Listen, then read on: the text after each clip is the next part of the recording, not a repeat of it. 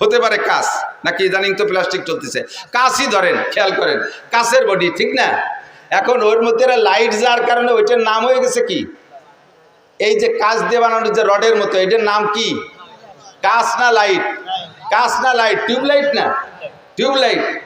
বোঝেন নাই কথা? টিউবলাইট না? এই লাইটটা যদি কাইটে যায়, এখন ওটার মূল বডি তো বানানো কি দিয়ে? কাঁচ দিয়ে। এখন কি আপনি আপনার ছেলেরে বলবেন যে বাজারে তো একটা লাঠি কাঁচ কিনে নিয়ে আয়, একটা লাঠি কাঁচ কিনে নিয়ে আয়, তাই বলবেন? কি বলবেন? একটা লাইট কিনে নিয়ে আয়, তাই বলবেন, ঠিক না? মূলত লাইট হলো আলো, ভিতরের টুক আলো, বডিটা কিসের? কাছের না? আমার নবীকে আল্লাহ তাআলা মাটি দিয়ে বানাইয়া গোটা আদম জাতিকে দামি বানাই ফেলাইছে। নবী পাক মাটির মানুষ, ভিতরে নূরের লাইট, হিদায়াতের নূর, নবুয়াতের নূর, কোরআনের নূর ঢুকাই দিয়া তাকে নূরের নবী বানাই দিয়েছে। কন্যা সুবহানাল্লাহ, ঠিক কি না? এই নূরের আগমন শুরু হয়েছে কোন জায়গা থেকে? শেষ জামানায় হযরত ইব্রাহিম আলাইহিস সালামের ছেলে ইসমাইল থেকে শুরু হয়েছে। ইসমাইল আলাইহিস সালামের ভিতরে আল্লাহ তাআলা আমাদের নবীর আগমন উপলক্ষে এই নূরে নবুয়াতিটা ফোকাস দিয়ে দিয়েছে। ইব্রাহিম আলাইহিস সালামের দুই ছেলে ইসহাক আর ইসমাইল।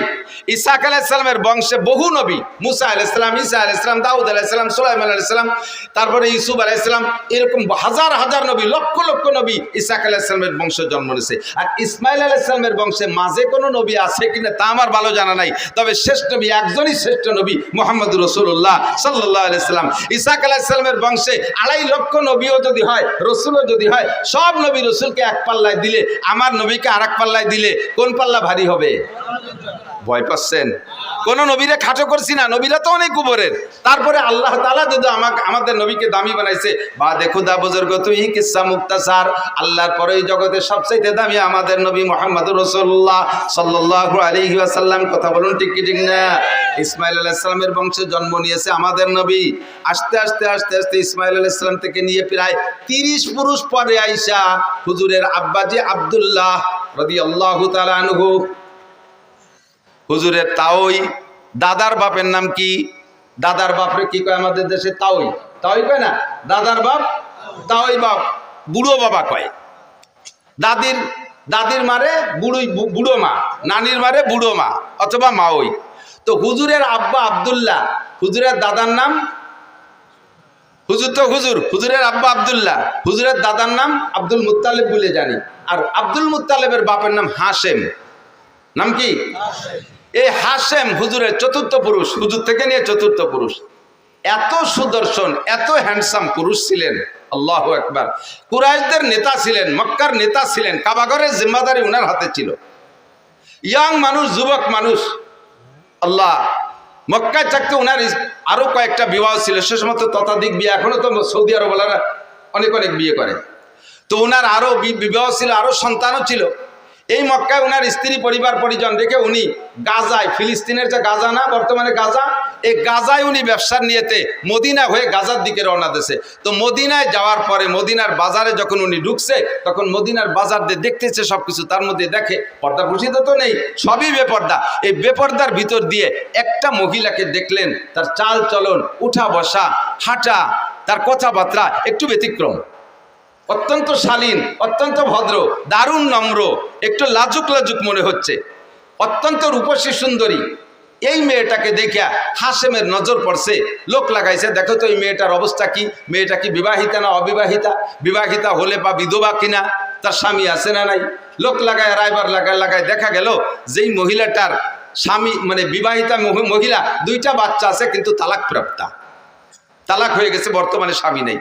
সুযোগ পেয়ে হাশেম প্রস্তাব দিলেন, তার কাছে বলো, আমার বাস্তবটা বলো, আমি কোন বংশের, আমি মক্কার মানুষ, আমি কুরাইশি মানুষ, আমি কাবা ঘরের জিম্মাদার, আমি কুরাইশদের নেতা, আমি বর্তমানে এই অবস্থা আছি, ব্যবসা বাণিজ্য আমার অনেক সুন্দর, আমার বাহ্যিক রূপ ও চেহারা দেখো, মেয়েটাকে বলো দেখতে, সে যদি আমাকে লাইক করে, পছন্দ করে, তাহলে আমি তাকে বিবাহের প্রস্তাব দিলাম, রাজি থাকলে তোমরা আমাদের বিবাহ পড়াই দাও। রায়বার যে সুন্দর করে বলার পরে মহিলা রাজি হয়ে গেছে, আচ্ছা ঠিক আছে আমি বিয়ে বলবো। যথারীতিতে বিয়ে হয়ে গেল। বিয়ে হয়ে যাওয়ার কারণে উনি তাৎক্ষণিকভাবে গাজায় চলে গেলেন না, মদিনায় কয়েকদিন অবস্থান করলেন, শ্বশুর বাড়ি, ওই মহিলার বাপের বাড়ি। সেখানে কয়েকদিন থাকার ভিতর দিয়ে আল্লাহর কুদরতি সিস্টেমে হাশেমের ভিতরে যে নূরে নবুয়তি চমকাচ্ছিল, ওই নূরে নবুয়তি ওই মহিলার গর্ভে চলে গেছে, মহিলা গর্ভধারিণী হয়ে গেছে। গর্ভ হয়ে যাওয়ার পরে উনি ওখানে স্ত্রীকে রেখে উনি গাজায় চলে গেছে। গাজায় ব্যবসা বাণিজ্যের ভিতর দিয়ে ওখানে ওনার ইন্তেকাল হয়ে গেছে। হাশেম আর ফিরে আসতে পারেনি। টাইম হয়ে যাওয়ার পরে মহিলা গর্ভপাত করেছেন, বাচ্চা ডেলিভারি করে দিয়েছেন। ডেলিভারির পরে যেই বাচ্চাটা হলো, এই বাচ্চার ভিতরে এবার সেই হাশেমের রূপরেখা নূরে নবুয়তি বাচ্চার মধ্যে চমকাইতেছে। পরিবার পরিজনের সকল সদস্য বাচ্চার চেহারা দিকে মুগ্ধ হইয়া তার নাম রাখতে বাধ্য হয়েছে সাইবাতুল হাম। সাইবাতুল হাম মানে প্রশংসার ডিব্বা। এত চেহারা, এত রূপ, এত সবকিছু দেখে সবাই মুগ্ধ, নাম রেখেছে সাইবাতুল হাম। মায়ের কোলে থাকে, নানা বাড়ি থাকে, থাকতে থাকতে 5-6 বছর যখন বয়স হয়ে গেছে, তখন হাশেমের মক্কা একটা ছেলে ছিল, নাম তার মুত্তালিব। একটু খেয়াল করতে হবে, খুব বোঝার নাম ছিল, তার নাম কি? মুত্তালিব। ওই হাশেমের ছেলে মুত্তালিব। মুত্তালিব খবর পাইছে আমার আব্বা মদিনায় একটা বিয়ে করছেন, সেই ঘরে আমার একটা ভাই জন্ম হয়েছে। আমার আব্বা তো গাজায় গিয়ে মারা গেছে, আমার বিধবা মায়ের কাছ থেকে দেখি আমার ভাইটাকে আনা যায় নাকি। মুত্তালিব চলে গেছে মদিনায়, যাইয়ে খবর নিয়ে খুঁজে পেয়ে গেছেন। পাওয়ার পরে বললেন যে মা, আমার ভাইকে আমার কাছে দিয়ে দেন, আপনি কষ্ট করবেন কেন, আমাদের সন্তান আমরা নিয়ে যাই। অনুমতি দিলেন, নিয়ে চলে আসলেন। উটের পিঠি বসাইয়া মক্কা থেকে মদিনা থেকে মক্কা 450 কিলোমিটার, 450 কিলোমিটার 7-8 দিন পর্যন্ত উটের পিঠে বসে আনতে আনতে আনতে যখন মক্কায় ঢুকছে, পিছনে ছোট বাচ্চা একেবারে ধুলায় ধূসারিত হয়ে গেছে, কাপড় চোপড় ময়লা হয়ে গেছে, গুলামের মতো দেখা যাচ্ছে। যখন মক্কায় ঢুকছে, মক্কিরা জিজ্ঞেস করছে, মুত্তালিব, তোমার পিছে কে বসা? ওনার পিছে কে বসা? মুত্তালিবের ভাই। মুত্তালিবের ভাই। এখন যদি বলে পিছনে আমার ভাই বসা, তাহলে ওনার ইজ্জত যায়। যে গুলামের মতো একটা ময়লা নোংরা সিরা কাপড় বড়া পোলা, সে ওনার ভাই, এই বলে ওনার ইজ্জত যাবে। বিদায় উনি ভাই বলে পরিচয় না দিয়ে হাজা আব্দি, এটা আমার গুলাম। তো গুলামের মালিক মুত্তালিব। মুত্তালিব হলেন মালিক, আর এইটা হলো সাইবাতুল হামদ হলো গুলাম।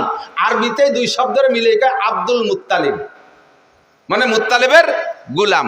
আসল নাম হলো সাইবাতুল হামদ। সাইবাতুল হামদ হলো হুজুরের দাদা। তো এখন মুত্তালিব পরিচয় দিচ্ছে, এটা আব্দুল মুত্তালিব, আমার গুলাম। এরপরে বাসায় নিয়ে ধুয়ে মুছে পরিষ্কার করে কাপড় চোপড় নতুন করে পড়াইয়া তার নামে তারে পরিচিত করে দিতে চেষ্টা করতেছেন। কিন্তু আর কোনোদিনও মানুষ তাকে সাইবাতুল হাম বলে ডাকে না, তারা আব্দুল মুত্তালিবকেই ডাকে। এই আব্দুল মুত্তালিব ধীরে ধীরে ধীরে ধীরে বড় হইলে মুত্তালিবের স্থানে, হাশেমের স্থানে চাবি ছিল মুত্তালিবের কাছে, মুত্তালিবের স্থানে এবার চাবি পেয়ে গেছে এই সাইবাতুল হাম আব্দুল মুত্তালিব। কাবাগরের চাবি ওনার হাতে, মক্কার নেতৃত্ব ওনার হাতে। দেখতে সেরকম সুঠম বডির অধিকারী, নুরানি চেহারা তার ভিতরে, নবুয়তি চেহারা তার ভিতরে ফোকাস মারতেছে। এই সাইবাতুল হাম আব্দুল মুত্তালিব এবার বিবাহ করছেন। বিবাহ করার পরে একটা সন্তান হয়েছে হারেস। নাম কি? হারেস। আব্দুল মুত্তালিবের প্রথম সন্তানের নাম হারেস। এই ছেলেটা বড় হয়ে উঠছে, মাঝে আর তেমন কোনো সন্তানাদি নেই। তো এই একটা হারেসকে নিয়ে আব্দুল মুত্তালিব কিতাবাদি পড়ে সন্ধান পাইছে যে কাবাগরের পাশে হযরত ইসমাইল আলাইহিস সালামের পায়ের ধাক্কায় জমজম কূপ হয়েছিল। কালের আবর্তে এই জমজম কূপ বন্ধ হয়ে গেছে। দেখি জমজম কূপ কোথায়, সব কিছু ম্যাপ মানচিত্র মাপিয়ে জমজম কূপের স্থানটা নির্ণয় করে হারেসকে নিয়ে 2 বাপ বেটা গেছে সেই জমজম কূপ খনন করতে। তার উপরে অনেক পাথর চাপা পড়ে আছে। 2 বাপ বেটা পাথর সরাইয়া জমজম কূপকে আবিষ্কার করবে, বের করবে, এটা খুব কঠিন ব্যাপার। 2 দিন 3 দিন পর্যন্ত খোঁজার পরে জমজম কূপ বের করতে পারে নাই। একটা সন্তান, তো আমাদের দেশে সুখী সন্তান, এক সন্তানের আব্বা বহুত আছেন না? ছেলে হোক মেয়ে হোক, কয়টা? একটা অথবা 1.5টা অথবা 2টা। 1.5টা মানে ঠ্যাং একখান নাই, হাত একখান নাই, আজকন পঙ্গু হয়েছে, আর একটা পুরো সুখী সংসার। এবার আমরা অত্যন্ত খুশি। একটা ছেলে একটা মেয়ে, জায়গা জমি বহুত কিছু আছে, ব্যবসা বাণিজ্য আছে, বড় আনন্দিত। তবে এক সন্তানের বাপ হওয়া অতটা সুখের বিষয় না। সময় সময় এক সন্তানের বাপ মহা বিপদেও পড়ে যায়, কথা কন না কেন? যেই বিপদে পড়ে আব্দুল মুত্তালিব আল্লাহর কাছে মান্নত মানছে। আমাদের দেশের বিপদ কি? আপনার পাশের বাড়িওয়ালা যদি থাকে, পাশের বাড়ি আপনার এক স্বাস্থ্য বাড়ি যদি 7টা ছেলে হয়, 7 ছেলের বাপ, তাহলে যেই বাপের 7টা ছেলে একবারে ঝাঁকা মেরে তাগড়া জুয়ন হয়ে ওঠে, 80 বছরে বাপেরও ফিরে যৌবন ফিরে আসে ছেলেদের শক্তির সাথে সাথে। এরা 8 বাপ বেটা লাইঠেল। আর আপনারা সুখী সংসার 2 বাপ বেটা, সুখী সংসার 2 বাপ বেটা, আর ছেলে মেয়ে নেন নাই। আর উনরা 8 বাপ বেটা, আটখানিক জায়গা নিয়ে পাশের বাড়ি এলাকার সাথে যদি গন্ডগোল লেগে যায়, 2 বাপ বেটা 8 বাপ বেটার সাথে যদি লেগে যায়, এই সুখী সংসার ওই 8 বাপ বেটার সাথে অসুখী সংসারের সাথে যদি পিঠে পিঠি লাগে, মায়ের কারা খাবে? সুখী সংসার মায়ের খেয়ে শুয়ে যাবে না, কথা কয় না? 2 বাপ বেটারে বাল হইয়া 8 বাপ বেটা একেবারে দোড়া চাপের মতো টান টান রাস্তায় শুয়াইতেছে, পুরো মারি ফেলে নাই। মরে নাই। তো বুড়ো এই 80 বছর বয়সে সুখী সংসারের বুড়ো মায়ের খাইয়ে টান টান হয়ে এখন লম্বা লম্বা হাই সারের আর যদি 2 সাইডে থাকতো তাহলে এরকম জোড়া বাড়ি খাতাম না। আর 2 সাইডে থাকলি জোড়া বাড়ি খাইতাম না। বসছে কোন সময়, যে সময় ওনার পার্স পাতি সব শেষ। আর হাজারো চেষ্টা করলে 2 সাইডের বাপ হওয়া সম্ভব। আল্লাহ যদি দেয় সেটা তার ব্যাপার। অসময় আছে তুমি সুখী সংসারে দুঃখী সংসারে অনুভব করতে পারছো। হারেস সাইবাতুল হামদ আব্দুল মুত্তালিব সময় মতোই বুঝে ফেলাইছে যে আমার এই এক সন্তান দিয়ে জমজম খুব খুঁজতে পারলাম না, যদি এরকম 8 বাপ বেটার সাথে কাজী ডাঙ্গে লাগিয়েই যায় তাহলে তো মায়ের খাইয়ে আসতে হবে। সাথে সাথে কাবা ঘরে গিলাপ ধরে মান্যত করছে, আল্লাহ যদি তুমি আমার 10টা পুত্র সন্তান দাও, যদি 10টা পুত্র সন্তান দাও তাহলে একটা সন্তানকে আমি তোমার রাস্তায় এই কাবা ঘরের পাশে জবাই করে দেবো, কুরবানি দেবো। কি এই সামান্যতের মান্যত চিনতে হতে পারেন? ওনার জন্য এই মান্যত পুরো করা ওয়াজিব, কিন্তু এমন মান্যত যদি এই সমাজে কেউ করেন এই মান্যত পুরো করা ওয়াজিব না। অনেকে মানে, মারা বিশেষ করে মারা মান্যত মানে সন্তান যদি অসুস্থ হয়ে পড়ে, আল্লাহ যদি তুমি আমার বাবারে বাঁচাও, আল্লাহ আমার বাবার রোগ আমারে দিয়ে আমার বাবারে সুস্থ করে, এরকম করে মারা। নিজের রোগ বাবার সন্তানের রোগ আমারে দিয়ে আমার বাবারে বাঁচাও, আমার হায়াত তারে দিয়ে আমার বাবারে বাঁচাও, যদি আমার বাবা বেঁচে যায়, আমার সন্তান যদি বেঁচে যায় তাহলে আমি জীবিত অবস্থায় 7 দিন কবরে থাকবো। তাই দেখছো কিরম এরকম মান্যতের মশালা আমার কাছে আসে, মিথ্যে কথা বলতেছি না। এই কত যে আসে মাঝে মাঝে উদ্ভট মানে এই মান্যতের কথা। একজনে মান্যত মানছে, হুজুর আমি নিয়ত করছি কাবা ঘরে একটা হেরিকেন দেব।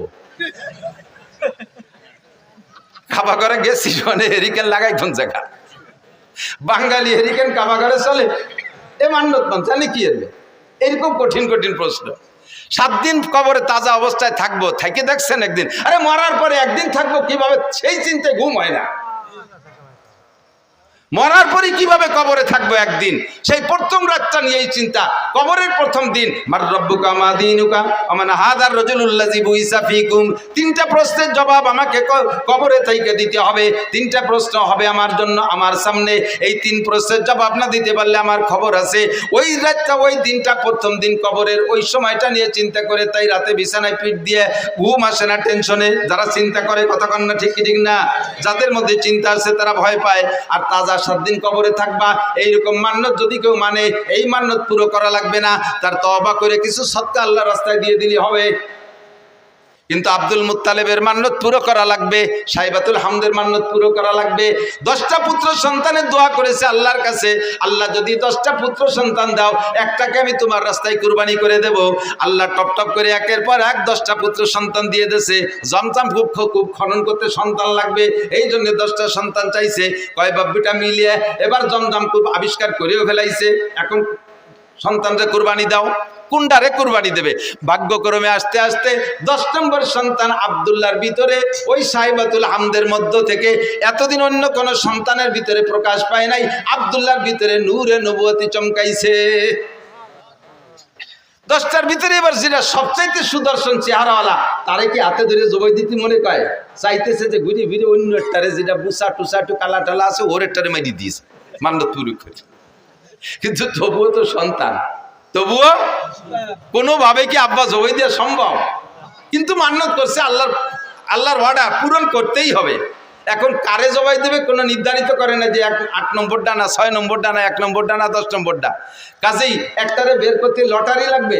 এবার একের থেকে হারেস থেকে নিয়ে লটারি করা শুরু করছে। যে কয়বার লটারি করছে 3 বার, প্রত্যেকবার আব্দুল্লাহর নাম আসে। যেটারে সবচেয়ে ভালোবাসে, যারে বাঁচায় রাখার জন্য লটারির পদ্ধতিতে গেলেন, সেইটার নামই আসে বারবার। তো যেহেতু 3-4 বার বা প্রত্যেকবার লটারিতে ওই একই নামে আসে, এখন তারে তার বাঁচানোর উপায় নেই। তো বাবা জামা কাপড় পরে রেডিও, তোমারে জবাই দিই। আল্লাহর হুকুম, আল্লাহর মান্যত পুরো করতে হবে। বাস্তব কাজেই ছেলেও কোনো দ্বিমত না করে, জি আব্বা চলেন যাই।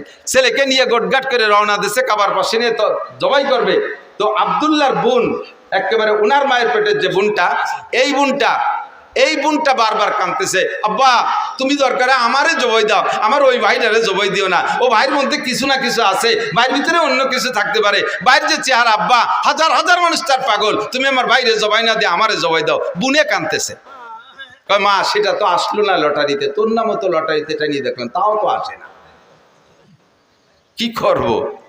তখন আব্বা একটা পদ্ধতি অবলম্বন করেন, যদি এসে যায় ভাগ্য পরিবর্তন হয়েও যেতে পারে, 10টা উটের সাথে আর আমার ভাই আব্দুল্লাহর সাথে একটা লটারি টানেন। 10টা উট আর আব্দুল্লাহ, দুইজনের মধ্যে লটারি টানেন।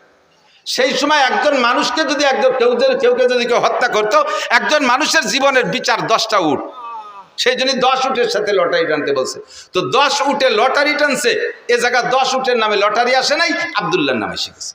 আব্বা তাহলে 20টায় টানেন, 20টে টানছে, তা আব্দুল্লাহর নাম। 30টায় টানেন, তা আব্দুল্লাহর নাম। 40টে টানেন, তা আব্দুল্লাহর নাম। 90টে টানেন, তাও আব্দুল্লাহর নাম। কয় যে মা আর বাঁচানো গেল না, আর কত টানবো? কয় যে আব্বা আর শেষবারের মতো 100 উটির সাথে একটা টান দিয়ে দেন। একদিকে 100 উট, আরেকদিকে আব্দুল্লাহ। এই 100 উট আর আব্দুল্লাহর ভিতরে লটারি টানলে এবার 100 উটের নামে লটারি আসছে, আব্দুল্লাহ বাইসে গেছে। বলেন আল্লাহু আকবার। আল্লাহ নবী আলাইহিস সালামকে আল্লাহ তাআলা দুনিয়া আনতেছেন, সবাই টাকা দেন যাবে না। আর দোয়াই দেখছো, গাই দোয়াইছো কোনোদিন? না ফানাইয়ে দোয়ানো যায়, দইরে টান দিলি বান ছিঁড়ে যায়, দুধ বেরিয়ে।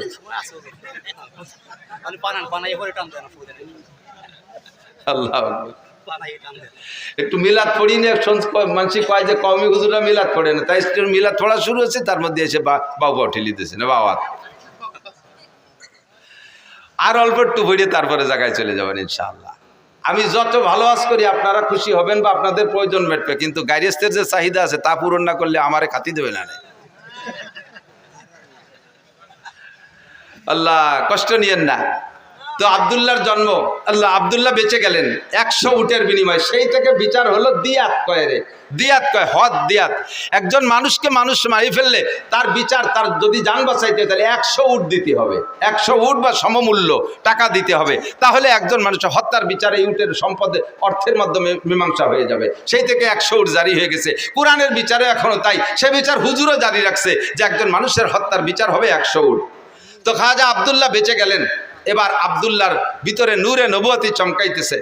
যেদিকে যায় সেদিকে মানুষ আব্দুল্লাহর দিকে তাকায় থাকে, যেদিকে যায় সেদিকে নারীর আব্দুল্লাহর দিকে তাকায় থাকে। এবার এই করতে করতে ধীরে ধীরে আব্দুল্লাহর বয়স হয়ে গেছে, বিয়ের বয়স হয়ে গেছে। আব্দুল্লাহকে বিয়ে দেওয়ার জন্য আব্দুল্লাহর বাপ আরো সবাই মিলে চেষ্টা করতেছে, মাইয়ে খুঁজতেছে। খুঁজতে খুঁজতে আব্দে মুনাফের একটা মেয়েটা বড় রূপসী, মেয়েটির নাম আমেনা।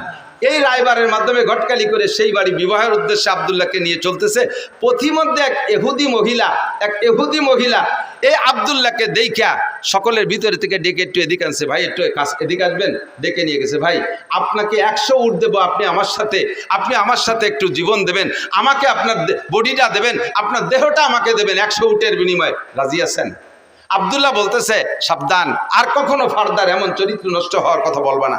আমি জীবনে কোনোদিন আমার চরিত্রে একটা তিল পরিমাণ দাগ লাগাইতে দেই নেই, আমার পূর্বপুরুষের ভিতরে এই বদনাম নাই, আর তুমি এমন নোংরা প্রস্তাব দিচ্ছ আমাকে। ধমক দেশে মহিলা ভয়তে কথা বলে নেই, কিন্তু মহিলার উদ্দেশ্য খারাপ ছিল না, তার উদ্দেশ্য অন্যভাবে ছিল ভালো। এবার আব্দুল্লাহ চলে গেছেন বিবাহের অনুষ্ঠানে, শ্বশুর বাড়ি চলে গেছে, বিয়ে হয়ে গেছে। আমেনাকে নিয়ে 3টি রাত সেখানে রাত যাপন করে তারপরে যখন ফিরে আসতেছে, ওই ইহুদি মহিলার বাড়ির কাছে আসলে এবার ইহুদি মহিলা আবারও আব্দুল্লাহকে ডেকে বলছে, ও ভাই এদিকে আসো, তুমি কোথায় গেছিলে? অমুক জায়গা গেছিলাম। কি কারণে? বিয়ে করতে গেছিলাম। বিয়ে করছেন? বলে জি করছি। স্ত্রীর সাথে রাত যাপন করেছেন? বলে জি তা করেছি। সব আপনার চেহারায় ফুটে উঠতেছে, যেই নূর নিয়ে আপনি এখান দিয়ে গিয়েছিলেন সেই নূর আর এখন এদিকে আসে নাই, আপনার সেই চেহারা নাই, আপনার সেই নূরানি চেহারা কোনো না কোনো নারীর গর্ভের ভিতরে রয়ে গেছে। যেই গর্ভের ভিতরে রয়ে গেছে সেই গর্ভের সন্তানটা মুহাম্মদুর রাসূলুল্লাহ সাল্লাল্লাহু আলাইহি ওয়াসাল্লাম, নবী পাকের মিলাদ।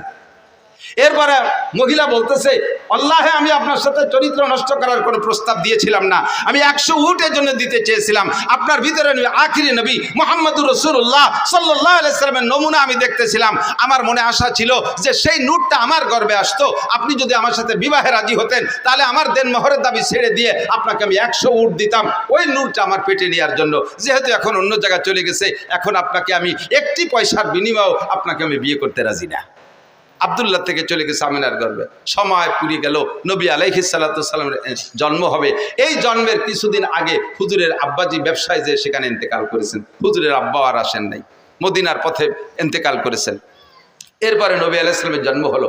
নবী আলাইহিস সালামের জন্ম যখন হয়, কিসরার সিংহাসনে পাথর লাগানো ছিল, যেই পাথরকে তারা পূজা করত, যেই পাথরকে শ্রদ্ধা করত, পাথর থেকে লাইট চমকাইতো। নবী আলাইহিস সালাতু ওয়াস সালামের জন্মের সাথে সাথে আরশে আজিমের মালিকের কুদরতি সিস্টেমে ওখান থেকে 14 খান পাথর খসে পড়ে গেছে। শিখা চিরন্তন নামে একটা আগুন জ্বালাইতে 1000 বছর পর্যন্ত, নবী আলাইহিস সালামের জন্মের সাথে সাথে এই 1000 বছরের যে শিখা চিরন্তন, যাকে অমুসলমানরা পূজা করত, ধম করে সঙ্গে সঙ্গে নিভে গেছে। আল্লাহু আকবার। আমার নবীর জন্ম হলো দুনিয়ায়, আসমান জমিন সব সুরভিত হলো, ফেরেশতারা নারায়ে তাকবীর দিচ্ছে, জিন্দা যারা টের পাইছে তারা সন্তুষ্ট খুশি হচ্ছে। এভাবে বিভিন্নভাবে নবী আলাইহিস সালাতু ওয়াস সালামের যে মানে ভবিষ্যৎ উজ্জ্বল হবে এটা অনেকেই টের পাচ্ছে, বিশেষ করে ইহুদি আর নাসারারা। লম্বা কিসসা সবটুক বলা যাবে না। নবীর জন্ম হয়ে গেল। নবী আলাইহিস সালাম মায়ের গর্ভে যতদিন ছিলেন, আরে ভাই খেয়াল করেন, মায়ের গর্ভে থাকলে বাচ্চা মাতৃ গর্ভে থাকা অবস্থায় মায়ের একটু বিরক্ত লাগে না? নবী আলাইহিস সালামের মা কখনো বিরক্ত বোধ করেন নাই। এবং জন্মের পরে, জন্মের সময় সব নারীদের রক্তক্ষরণ হয়। আমার নবীর জন্মের পরে নবীর মায়ের পেট থেকে কোনো রক্তক্ষরণ হয় না, কোনো নিফাসের রক্ত হয় নাই। বাচ্চাকে মায়ের পেট থেকে নাড়ি কেটে পৃথক করা লাগে, নবী আলাইহিস সালাম নাড়ি কাটা অবস্থায় জন্ম নিয়েছেন। বাচ্চারা একটু বড় হওয়ার পরে 6-7 বছরের ভিতরে খাতনা করাইতে হয়। কয় বছরের ভিতরে? 6 থেকে 7 বছরের মধ্যে খাতনা। আসলে বয়স কোনো লিমিটেড না, নিয়ম হলো পুত্র সন্তানদেরকে আমাদের মুসলমানদের সুন্নত হলো খাতনা করানো, ইব্রাহিম আলাইহিস সালামের সুন্নত। তা খাতনা করাইতে কোন বয়সে? মানুষের সামনে বাচ্চাটার প্যান্ট খুলতে গেলে, পরনের কাপড় খুলতে গেলে যখন লজ্জা বোধ করে, তার সেই লজ্জার টাইমের ভিতরে তারে খাতনা করাই দিতে হয়। তো লজ্জা বোঝে কোন সময়? 2-3 বছরের লজ্জা বোঝে, 3-4 বছরের লজ্জা বোঝে, 5 থেকে 6-7-এর ভিতরে সে লজ্জা বোঝে। মানুষের সামনে এবার প্যান্ট খুলতে গেলে, আমার ছেলেরে নিয়ে গেছে নদীর ঘাটে গোসল করতে, যে বললাম আব্বু তোমার শুকনো প্যান্টটা খুলিয়ে গোসল করো, সে সময় তার 6-7 বছর বয়স। ওরে আমি খোলার জন্য চেষ্টা, তুমি চিবিয়ে ধরে যা, না আমি বলবো না, আনচির মধ্যে একটা হবো না। বুঝলাম যে ওর মুসলমানি দেওয়ার বয়স হয়েছে, এই বয়সের মধ্যে মুসলমানি দিতে হয়। যদি মশালা এইটাই হয় যে মানুষের সামনে শরমগা বের করতে যখন লজ্জা পায়, ওই সময় তারে খতনা দিয়ে দিতে হয়, তাহলে আমাদের দেশের বর্তমান ছেলেদেরকে 20-22 বছরও মুসলমানি দেওয়া যায় না। কারণ 5-7 জন গোল হয়ে দাঁড়াইয়ে সেন্টারে দাঁড়ায় পেশাব করে, একে অপরের শরমগা দেখে একটুও লজ্জা পায় না। রাস্তার পাশে দাঁড়াইয়ে চেনটানি দিয়ে আশাইল বাগান ভিজে দিচ্ছে, সেচ দিয়ে দিচ্ছে, একটুও লজ্জা পায় না। কাজেই তাদের আর মুসলমানের বয়স এখনো পর্যন্ত হয় না, তাই নাকি?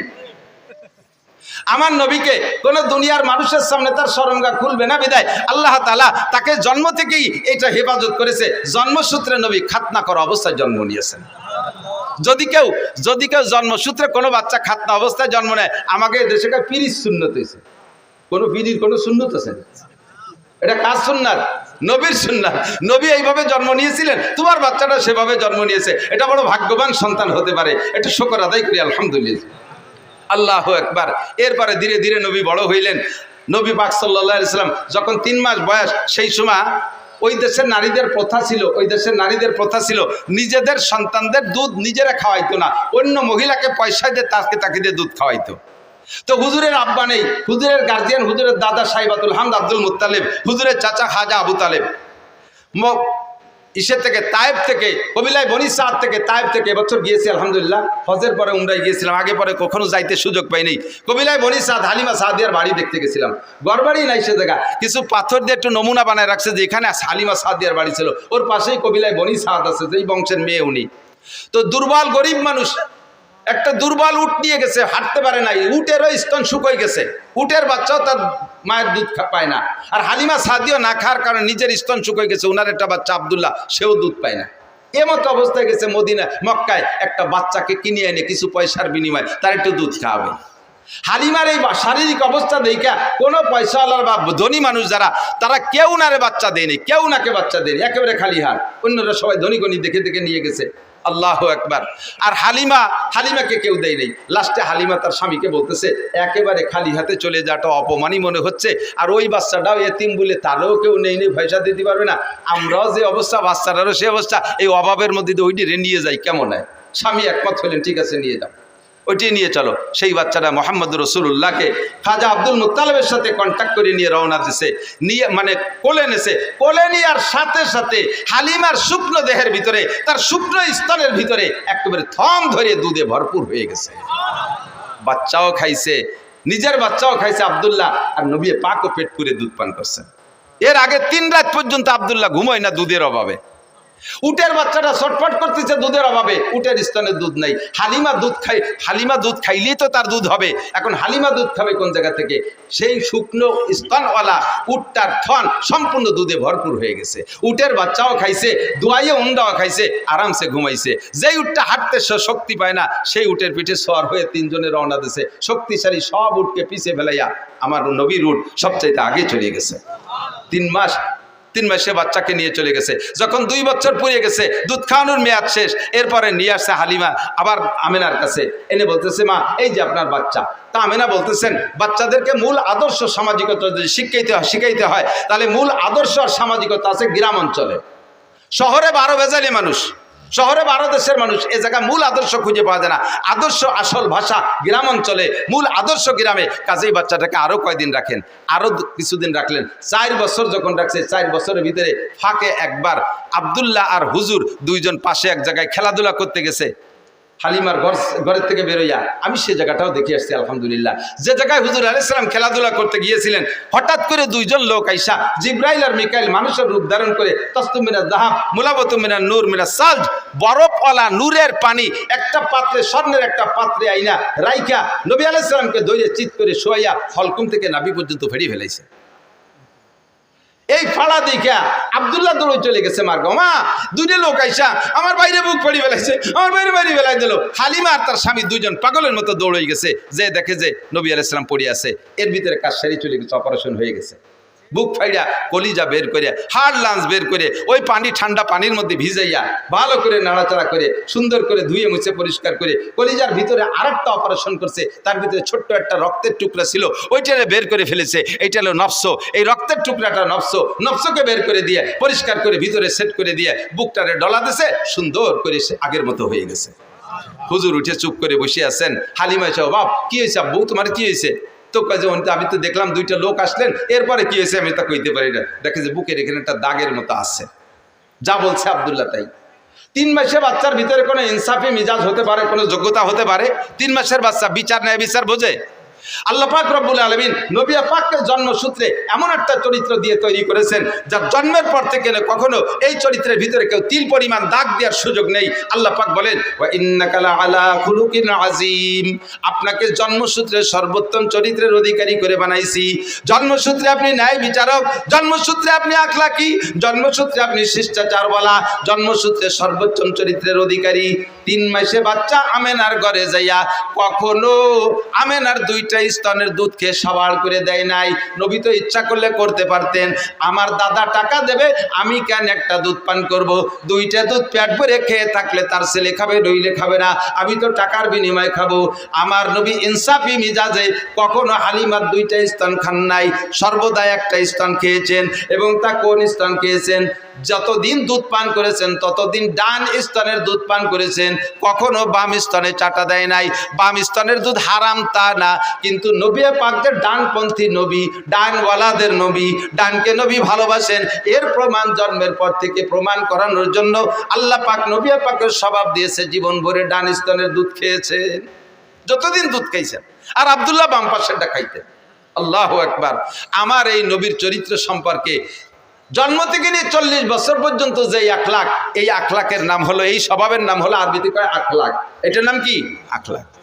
আর আখলাক মানে একটু বোঝেন, প্রত্যেকটা মানুষেরই জন্মসূত্রে একটা আখলাক আছে। শুধু মানুষটা, সব প্রাণীরও আছে, প্রত্যেক প্রাণীরও জন্মসূত্রে আখলাক আছে। জন্মসূত্রে যে স্বভাবটা নিয়ে আসে এর নাম আখলাক। খিলকাত মানে জন্মসূত্রে স্বভাবের নাম হলো আখলাক। যেমন এদিক তাকান, মুরগির বাচ্চা ডিমিতে বেরোয়, মুরগির বাচ্চা ডিমিতে বেরোয় না? ডিমিতে বেরোইয়া ওর দুধ খাতি হবে না খুদ খাতি হবে, এর কোন স্কুলে পড়ানো লাগে? সব মুরগির বাচ্চা জন্মের পরে 3 মাস দুধ খায় না, কথা কয় না? কি খায়?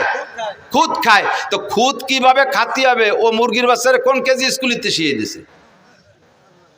মুরগির বাচ্চার যে খুদ খাইতে হবে এটা তারা কে শিখায়? আল্লাহ শিখায়। বলবেন যে বাড়ির মুরগিতে তার মা শিখাই দেয়। হ্যাঁ, বাড়ির মুরগি তার মা শিখাই দেয় বাচ্চারা এইভাবে খুদ খাইতে হয়। বাড়ির মুরগিতে তার মা বাচ্চারা শিখাই দিল, কিন্তু পোল্ট্রি মুরগির মার নাম কি? তাকে কি মা আছে? কিন্তু তারা খায় কি খায় না? বরং শিখেছে বেশি খায়। এই খাওয়া শিখাইতেছে কে?